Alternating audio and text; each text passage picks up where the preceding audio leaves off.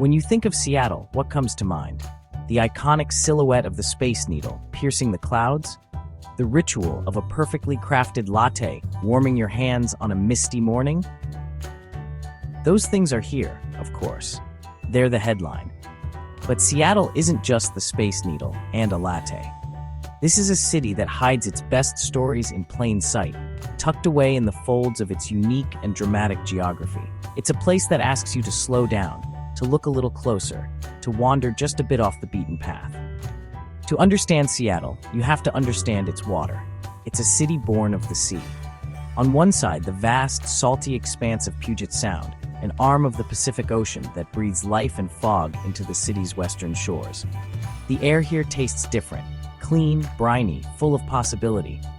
And on the other, the immense freshwater basin of Lake Washington, a counterbalance of calm. It's a mirror for the sky, a playground for sailors and swimmers, a tranquil border that defines the city's eastern edge. Ocean on one side, lake on the other, and always, framing the edges, the mountains. The jagged peaks of the Cascades to the east and the majestic Olympics to the west, catching the last light of day. This constant interplay of salt water, fresh water, and high peaks creates a city of microclimates. It's what we call pocket weather. You can be standing in brilliant sunshine in one neighborhood while watching rain fall on another just a mile away. This geography doesn't just shape the weather, it shapes the culture. It carves out secret overlooks, quiet coves you won't find on a postcard, and 1,000 hidden corners waiting to be found. To feel the city's rhythm, I often find myself at Green Lake. It's more than just a park, it's the city's communal backyard. This whole basin is an ancient glacial bowl, carved out by ice thousands of years ago. You can feel that history as you walk the 2.8-mile loop. I watch the steady, hypnotic grace of the rowers as they glide by, their movements a silent conversation with the water. Around the path, the entire city seems to be in motion. Strollers, runners, skaters, friends catching up. The city softens around the water, and a sunset here, watching the sky bleed into shades of orange and purple over the still water, feels like a shared secret, a collective moment of peace. For a different perspective, I head for the hills. The steep inclines of neighborhoods like Queen Anne aren't just a challenge for cyclists, they're a vertical invitation to discovery. I slip into the manicured tranquility of Parsons Gardens, a tiny, formal oasis that feels like a forgotten corner of an English estate. It's a place to breathe, to sit on a bench and just be. But the real reward is just 2 blocks away. By Cracky Park, and I promise I'm pronouncing that right, is easy to miss. It looks like just another small neighborhood park, but as you walk to the edge, it drops a surprise panorama of downtown, the Space Needle, and the houseboats of Lake Union, perfectly framed by blooming azaleas and roadies. It's a postcard view without the crowds.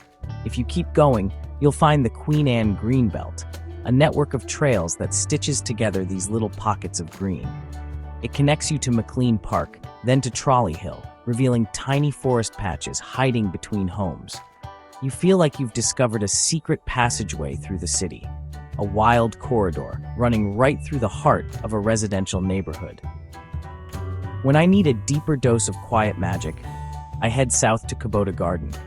This isn't just a garden, it's a 20-acre masterpiece, a story of immigration, perseverance, and artistry. Fujitaro Kubota, a self-taught gardener, began shaping this landscape in 1927, blending traditional Japanese design with the native flora of the Pacific Northwest. As you wander the winding paths, every turn reveals a new composition. You cross streams on high, arching bridges. You watch vibrant koi patrol the still ponds. You marvel at the sheer artistry of it all. But what I love most is the moss. It carpets the stones, climbs the trees, and softens every edge. It's a living green velvet that makes the city and all its noise completely disappear. For a different kind of cultivated wildness, I wander through Carkeek Park's Piper Orchard. Tucked away in a valley within the park, this is an 1890s heirloom apple grove.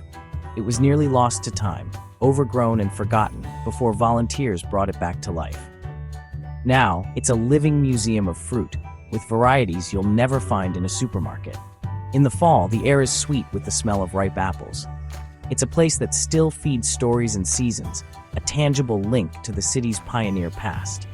Seattle's creativity isn't confined to galleries. It spills out into the streets, under bridges, and into public parks. In Fremont, the self-proclaimed center of the universe, the city's playful, eccentric spirit is on full display. And nothing embodies that spirit more than the Fremont Troll. There he is, emerging from the earth, clutching a real Volkswagen Beetle beneath the Aurora Bridge as if it were a tiny beetle. It's wonderfully weird, a piece of folklore come to life. Down on the waterfront, the Olympic Sculpture Park offers a more refined but no less dramatic experience. It lets me stroll between monumental works of steel and the ever-changing canvas of the sea and sky. The contrast is breathtaking, the rigid, powerful forms of modern art against the fluid, organic beauty of the sound. But sometimes, the most powerful art is the most personal. On Capitol Hill, a simple tree has been transformed into a living installation. It's the wishing tree, its branches heavy with thousands of handwritten tags, each one carrying a stranger's hopes, dreams, and sorrows. Reading them is a profoundly moving experience, a reminder of our shared humanity. And over in Fremont's Trolls Knoll, a tiny moss-covered turtle sculpture collects coins and whispered wishes, a small, quiet cousin to its giant neighbor under the bridge. The city's waterways aren't just for looking at, they're for experiencing. At the Center for Wooden Boats, I can do just that. It's a hands-on maritime museum where the exhibits are floating. On Sundays, you can go out for a free public sail. Or you can rent one of their classic vessels and row history itself across the waters of Lake Union, gliding past seaplanes and houseboats. For a different kind of water journey, I head to the Ballard Locks. Taking a locks tour is like riding a giant liquid elevator. You float into the chamber as the gates close behind you, and then you feel the boat rise or fall as millions of gallons of water are moved to connect the salt water of Puget Sound with the fresh water of the ship canal.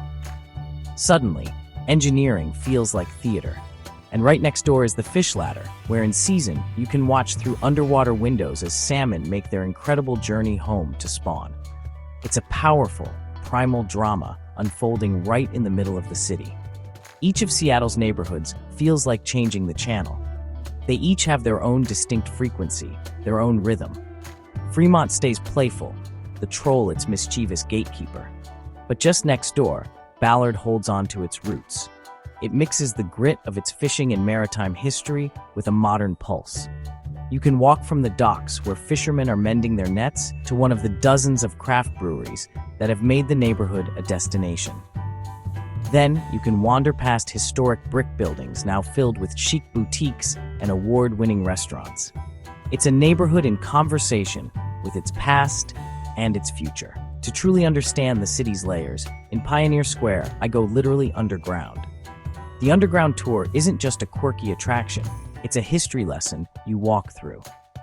After the Great Fire of 1889, the city decided to rebuild on top of the ruins, raising the streets by 1 to 2 stories.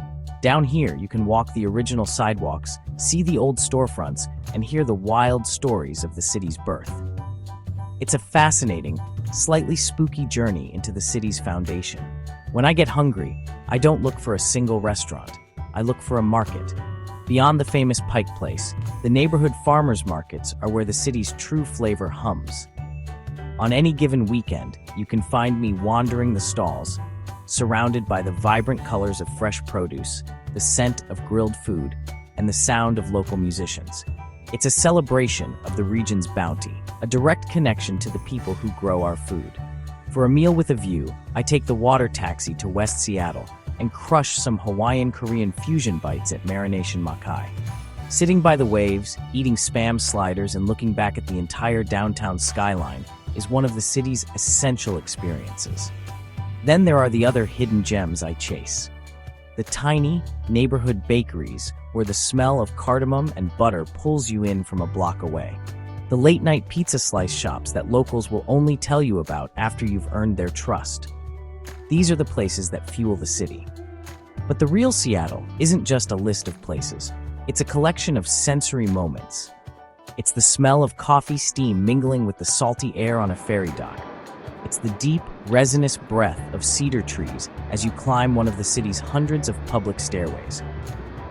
It's the sound of music drifting out of an open apartment window at dusk, a a stranger's soundtrack becoming part of your evening walk. To see it all come together, I climb the 107 steps of the Volunteer Park Water Tower.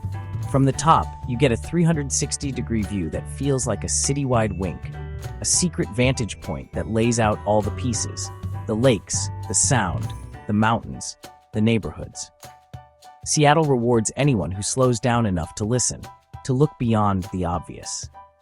It's a city of layers, of hidden trails and quiet gardens, of unexpected art and whispered histories. It's a place that invites you to get a little lost, because it knows that's where the best stories are found. Come for the icons, stay for the layers you'll keep discovering long after you leave.